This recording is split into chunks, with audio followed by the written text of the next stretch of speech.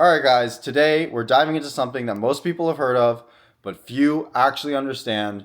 We're talking about how diet and exercise affect your gut, your microbiome, your stress response, and ultimately your performance and recovery. We're covering diet-induced dysbiosis, leaky gut syndrome, what intense training does to the GI system, the gut-brain axis, and why so many athletes experience GI issues as well as associated mood changes and fatigue.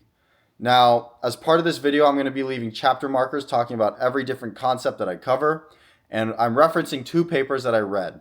The first paper is Exercise-Induced Stress Behavior, Gut Microbiota, Brain Axis, and Diet, a Systemic Review for Athletes. And the second paper is Diet-Induced Gut Dysbiosis and Leaky Gut Syndrome. So let's get into it. So your gut microbiota plays a massive role in your health. It activates the immune system, breaks down fibers, improves GI motility, absorbs nutrients, and protects you against infections. But when you eat a highly refined, high-fat diet, which is also known as kind of the classic Western diet, it can induce obesity and gut dysbiosis. Dysbiosis reduces the proteins that maintain the tight junction integrity and activates the toll-like receptor pathway that increase gut permeability. Essentially what this means is that in your intestinal cells are held together by proteins known as tight junctions. When those tight junctions weaken due to gut dysbiosis, you have a leakage of toxic products into your bloodstream. The toxic products are known as lipopolysaccharides. And these lipopolysaccharides are able to bind to the toll-like receptors on the gut and seep through into your bloodstream. Now, this process leads to something known as metabolic endotoxemia, when you have increased lipopolysaccharide translocation from your gut into your blood. Metabolic endotoxemia is essentially a low-grade inflammatory condition driven by this endotoxin or lipopolysaccharide exposure. Now, you've probably heard of leaky gut syndrome. It's not a formally recognized diagnosis, but it's the idea that your intestines become permeable to toxins and trigger systemic inflammation. Some symptoms of leaky gut include diarrhea, bloating, early satiety, abdominal pain, nausea, and postprandial fullness or fullness after eating. So athletes, particularly endurance athletes, are under a high degree of chronic stress. How does that stress manifest? It can show up as fatigue, performance decline, insomnia, appetite change, increase or decrease, weight loss, irritability, anxiety, depression, poor motivation, inflammation, immunosuppression. All these things are essentially depicted as overtraining. Everything that we believe to be overtraining is essentially due to this buildup of chronic stress. So there are two major systems and then one more minor system that trigger the exercise-induced stress response in the body. The first is the sympathoadrenomedullary system, or the SAM system, and the second is the HPA axis, or the hypothalamus pituitary axis. Together, these two systems will coordinate and release glucocorticoids like cortisol, as well as catecholamines like norepinephrine and epinephrine, also known as adrenaline. In addition to that, one of the more minor systems that plays a role in the exercise-induced stress response is the autonomic nervous system, which releases neurotransmitters like norepinephrine into peripheral tissues, including the gut or the GI tract, which is where the gut-brain axis really becomes important. So more on the autonomic nervous system, the gut and brain communicate bidirectionally, mainly through a big nerve known as the vagus nerve. This nerve runs throughout the entire digestive tract and essentially regulates the process of food moving through the intestines. So the autonomic nervous system is composed of two parts: your fight or flight and your rest or digest, or your sympathetic and your parasympathetic. The vagus nerve will control how active each of these different systems are in a balance, right? And so when your parasympathetic is more active, you're capable of digesting food, right? That's your body is saying, okay, we're resting right now. Let's digest our food, process the fuel and nutrients. When you're working out or you're doing something stressful, your body is taking blood away from your intestines and shunting it towards your muscles and vital organs. And so digestion is kind of halted in that scenario. Beyond the vagus nerve, there's also communication through gut-derived hormones like GABA, neuropeptide Y, and dopamine, and also through microbial metabolites like short-chain fatty acids and tryptophan derivatives, which make neurotransmitters. Now, importantly, diet shapes the microbiome composition far more than anything else. Diet can affect up to 57% of your gut microbiota variation, with genetics accounting for roughly 12%. So this is both good and bad, but it means that what you eat matters far more than the genes that you inherited. So how does this pertain to athletes? Athletes have different needs than the normal population because they're burning so many calories during exercise and they have to consume a lot of fuel. So they can have more stress on their GI system. The American Dietetic Association recommends 6 to 10 grams per kilogram of simple carbs per day for athletes, which honestly I don't understand. Taking myself as an example, I weigh 93 kilos or 206 pounds.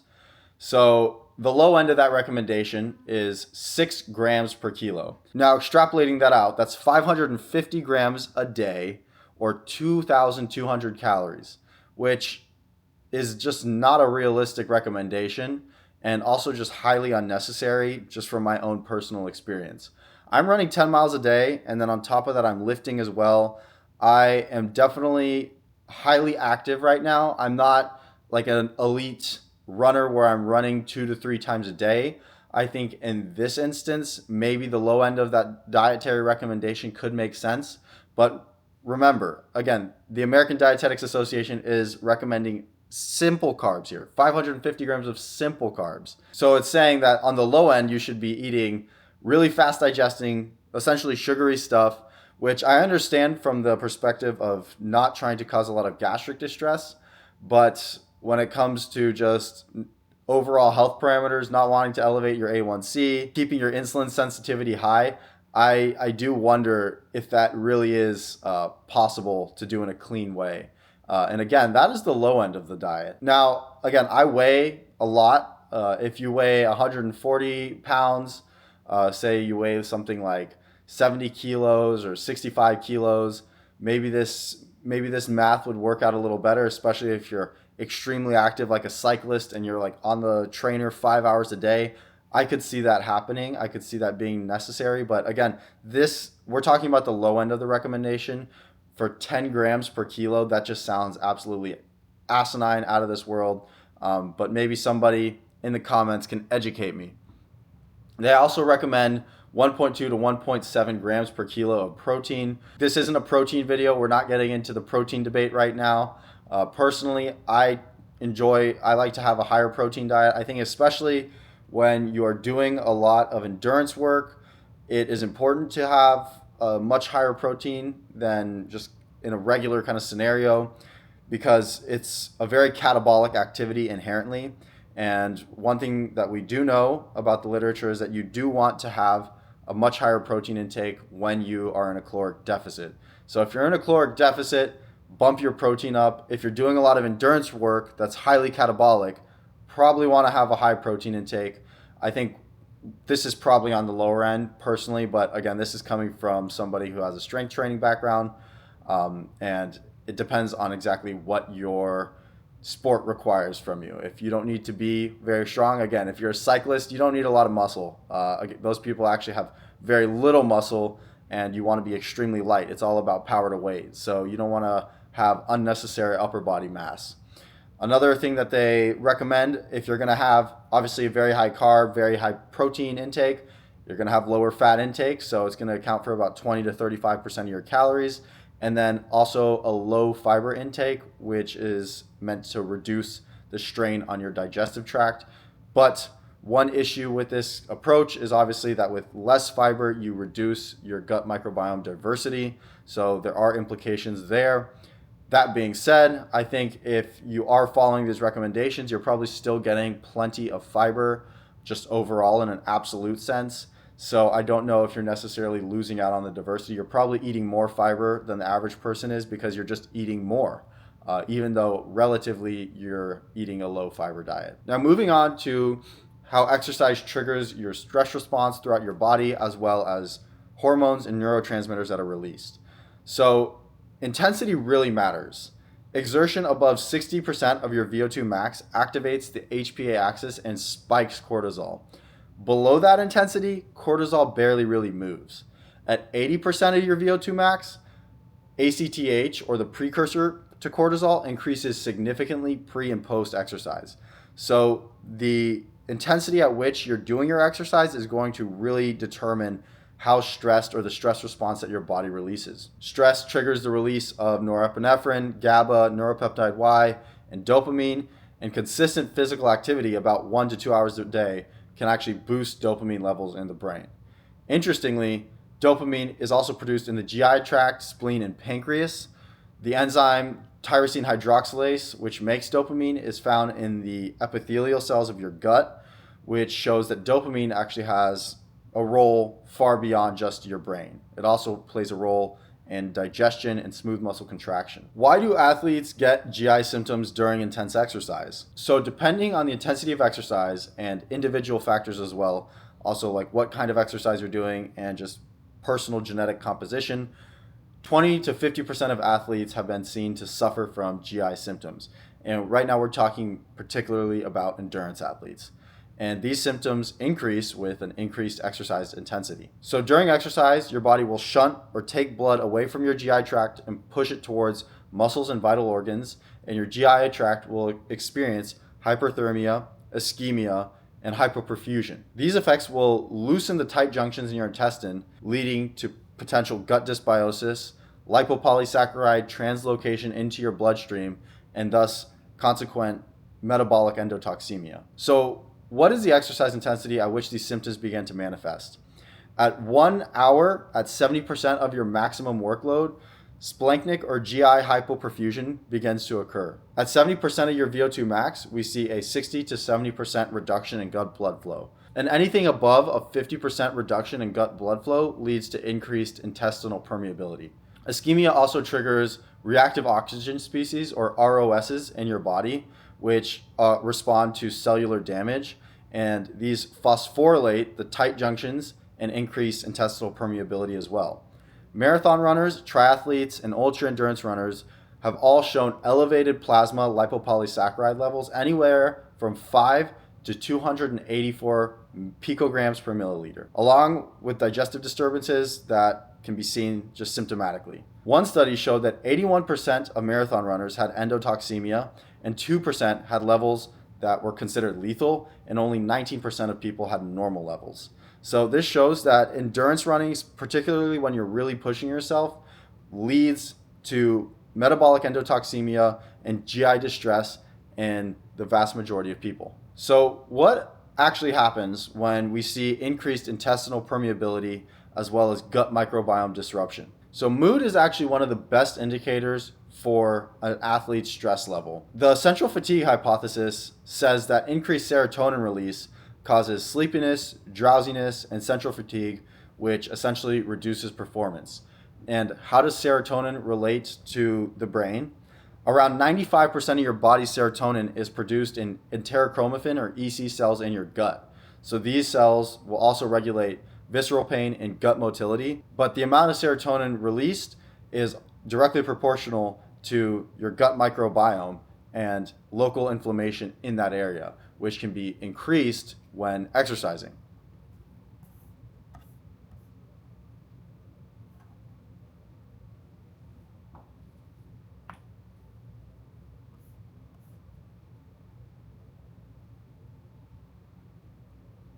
So as more serotonin gets released by the EC cells in the gut, it's no longer reaching the brain. And low serotonin can affect mood, gut transit, blood pressure, cardiac function, and pain perception. And this is why we think mood, or the central hypothesis can state that mood is one of the best indicators for overtraining. I myself can attest to this. When I was feeling extremely beat down, your emotions, your ability to tolerate things, your patience, all of these things, your just daily fatigue are extremely altered that from your baseline. And it's only really perceptible when you are on the other end of it, when you're no longer overtrained. But these are symptoms that do occur and are very real, and they're not something to always just be pushed through.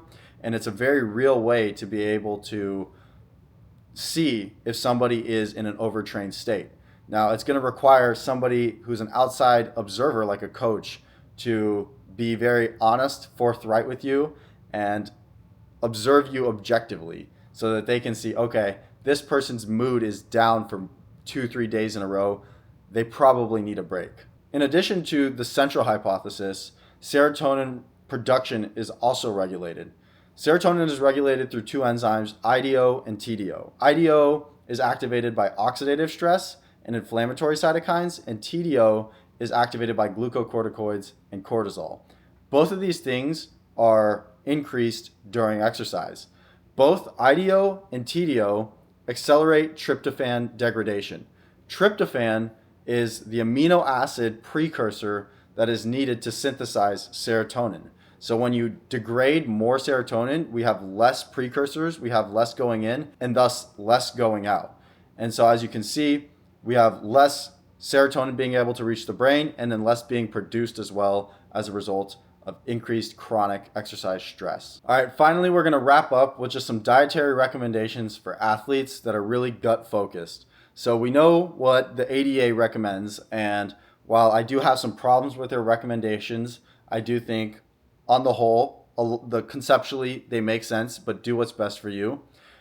Giving universal dietary recommendations is incredibly difficult because there is a massive variety of genetics, epigenetics, sport type or athlete type, as well as microbiome composition that will influence what diet is best for you. But generally, elite athletes are encouraged to eat diets that are high in protein, high in simple or easy to digest carbohydrates, lower fat, as well as lower fiber. Additional considerations for supplementation for micronutrients are things such as iron, calcium, essential fatty acids, and some antioxidants. But again, supplementation can be an entire video on it. It can be a massive series in terms of what supplements athletes should be taking. So we can get into that in another time. Now, while there's a lot of recommendations and a lot of conversation in terms of what composition of macronutrients or micronutrients you should be eating, right? What protein to fat to carb ratios you should have, or what supplementary vitamins and minerals you should be taking. Should you take magnesium? Should you take glycine? It seems that the microbiome is often an afterthought. Probiotics are often an afterthought. I hope that if you're somebody who does a lot of strenuous training, is particularly intense training above 70% your VO2 max, or you're just an athlete, like an endurance athlete who does a lot of running, something to that effect. I hope this video has shown you that you are at increased risk for gut dysbiosis and leaky gut syndrome. And so for you, it's extremely important to take care of your gut microbiome. Consume more fermented foods, take a probiotic, do something to help counteract the metabolic endotoxemia that we see that is so prevalent within endurance athletes. So I hope this video was helpful. This review was really beneficial for me. Currently, as somebody, I'm running 10 miles a day. I'm doing this big endurance challenge, and I essentially doubled my volume from 30 to 35 miles a week, all the way up to 70. And I've experienced far more gut issues than I ever have in my life. I'm going to be sure to include more fermented foods in my diet so that hopefully I can fix some of these gut issues that I've been having. And if you're somebody who's experienced gut issues, maybe try that for yourself as well. But with that, that's it for the video. I hope you guys enjoyed. My name is Philip with MD Fit. Please like, comment, subscribe, all that good stuff, and we'll see you in the next video.